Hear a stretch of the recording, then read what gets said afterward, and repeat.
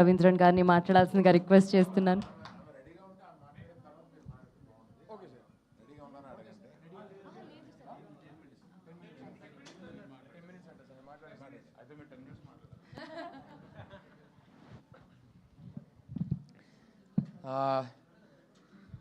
అసలు very very emotional day అండి. అంటే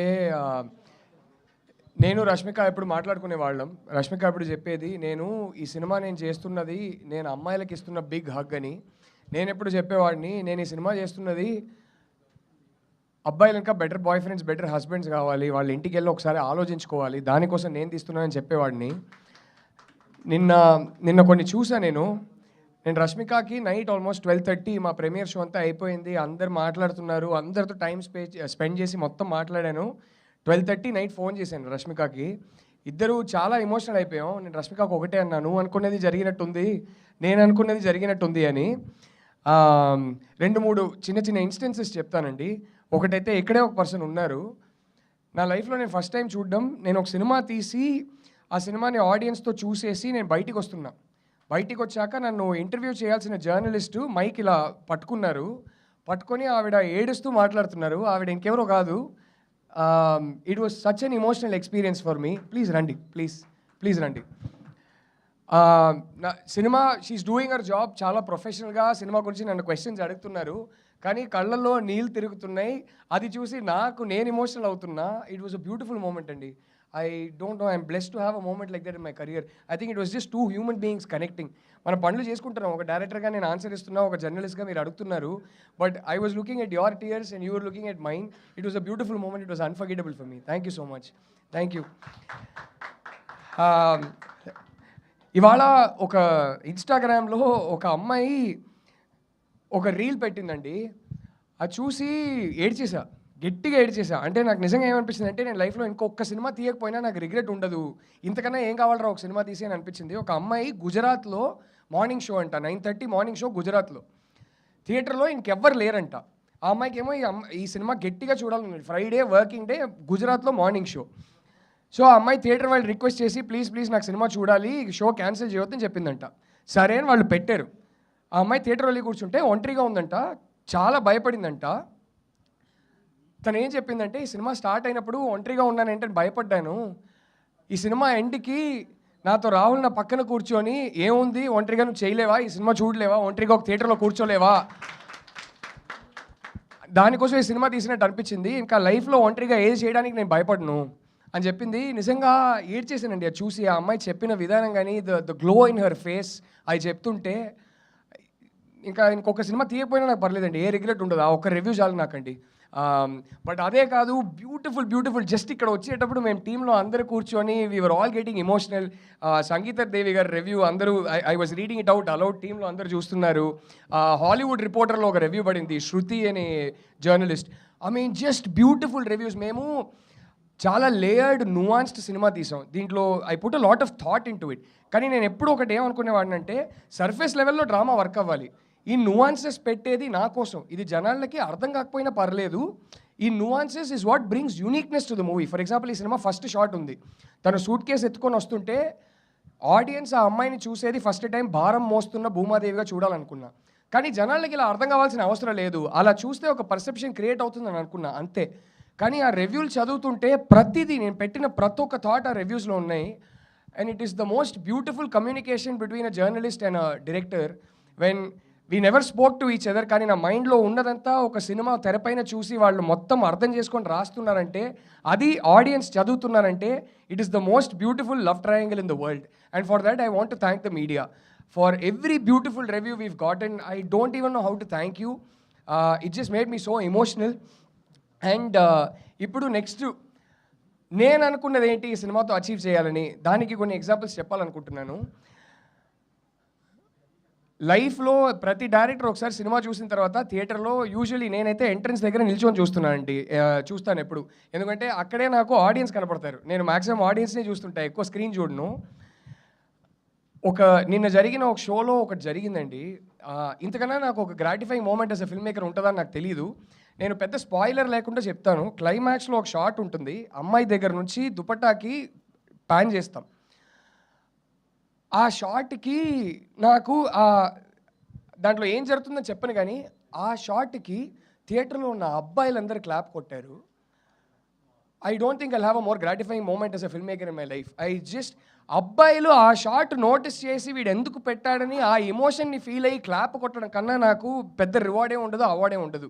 ఇప్పుడు కోరుకునేది ఒకటే, మా ప్రొడ్యూసర్స్కి రివార్డ్ కావాలని. నేను ఈ సినిమా ఎందుకు తీశానో, నేను ఈ స్టోరీ ఎందుకు చెప్పాలనుకున్నానో, జస్ట్ ఆల్ యువర్ రెస్పాన్సెస్. ఇవాళ పొద్దున్న నుంచి నాకు ఫోన్ కాల్స్ వస్తున్నాయి and there are women who have called me and they are just crying. మాట్లాడడానికి ట్రై చేస్తున్నారు, ఏడుపు మధ్యలో మాట్లాడలేకపోతున్నారు. And I said I understand, మీరేం చెప్పక్కర్లేదండి అని చెప్పి I felt emotional and I was just listening to them cry. I'm blessed to have such experiences in life as a film maker. అంటే వాళ్ళ రియాక్షన్స్ చూసి మనం ఒకటి డీప్గా చెప్పాలి ఈ స్టోరీని అనుకున్నాం, కానీ ఇది అంతకన్నా దీంట్లో డెప్త్ ఉందని వాళ్ళ రియాక్షన్ చూసి నేను తెలుసుకుంటున్నా. And I think that's the most beautiful thing that's happened to this film. And I just want to thank the media so much. ఇంకా 10 minutes కాలేదు కదా, మాట్లాడాల్సింది అయితే మాట్లాడేసా. బట్ ఓకే, ఓ ఎస్, అంటే నేను from yesterday I have been personally వాట్సాప్లో I have been thanking everybody in my team.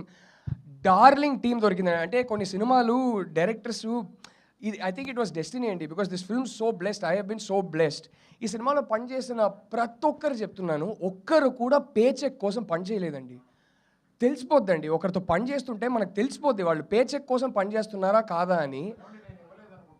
అయ్యో సార్, బాగానే ఇచ్చారు, గట్టిగా ఇచ్చారు అందరికీ, కానీ దానికోసం పని చేయట్లేదని వాళ్ళ కళ్ళలో తెలుస్తుంది నాకు. జస్ట్ మాట్లాడుతూనే sorry, okay, just the Rashmika వాయిసా, okay, just the pure passion. And I don't even how like, నేను I felt so bad because pre release press మీట్లో నేను ఒకరిని మర్చిపోయాను, somebody who's travelled with me from the beginning. ఈ సినిమాలో ఒకటి, ఇది యాక్చువల్లీ నేను చెప్పాలనుకోలేదు కానీ ఇప్పుడు 10 minutes ఉంది కాబట్టి చెప్తున్నా. ఈ సినిమా స్టోరీ ఒకటి ఉంటుందండి. ఈ సినిమాలో 4 పాటలు ఉన్నాయి. ఆ 4 పాటలు వేరే స్టోరీ చెప్తుంది మీకు. ఆ 4 పాటలు కానీ సినిమాలో లేని ఒక క్యారెక్టర్ పర్స్పెక్టివ్లో ఉంటుంది. సినిమాలో ఇన్సిడెంట్స్ జరుగుతుంటే ఫస్ట్ సాంగ్ నుంచి లాస్ట్ సాంగ్ వరకు ఆ సినిమాలో లేని ఒక క్యారెక్టర్, అది మీరు దేవుడు అనుకోవచ్చు, లేకపోతే పైన కూర్చొని అబ్జర్వ్ చేస్తున్న ఒక క్యారెక్టర్ అనుకోవచ్చు, ఆయన పాయింట్ ఆఫ్ వ్యూలో ఉంటాయి పాటలు. మీరు పాటలు మాత్రం ఒకసారి లైన్గా వింటే దాంట్లో ఒక స్టోరీ ఉంటుంది.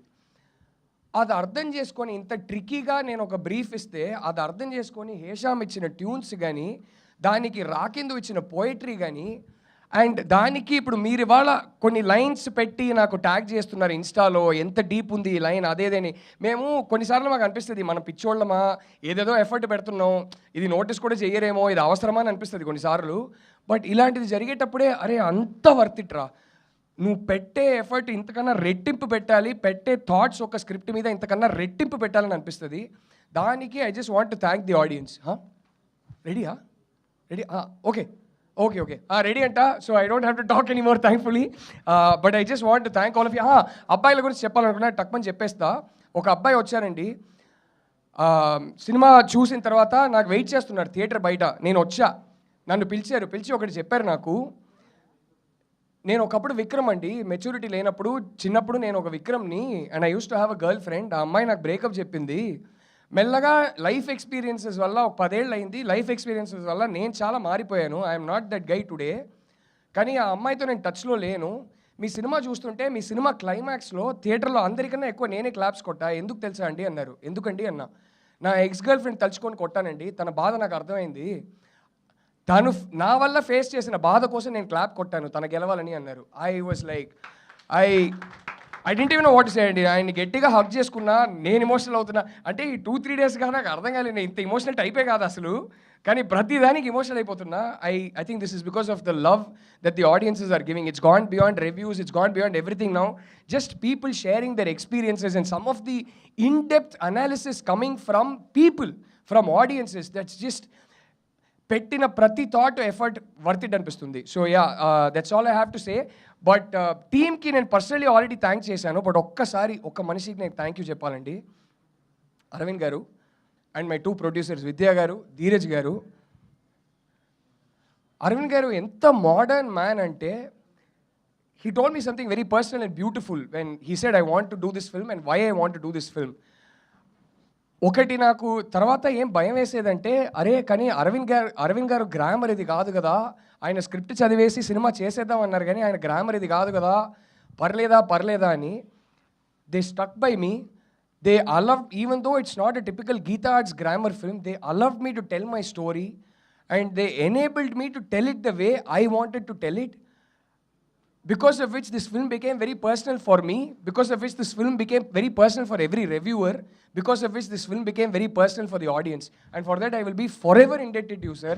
Thank you, sir. కొన్నిసార్లు అయితే ఆయన ఇంత నమ్మి వదిలేస్తున్నారు, కొన్నిసార్లు బాగా ప్రెషర్ ఫీల్ అయ్యేవాడిని సార్. కానీ విద్యా గారు ఉన్నారే, ఆవిడ ఒక డార్లింగ్ సార్. వీడు ప్రెషర్ ఫీల్ అవుతున్నారని తెలుసుకున్నాక వెంటనే వచ్చి రెండు మంచి మాటలు చెప్తారు.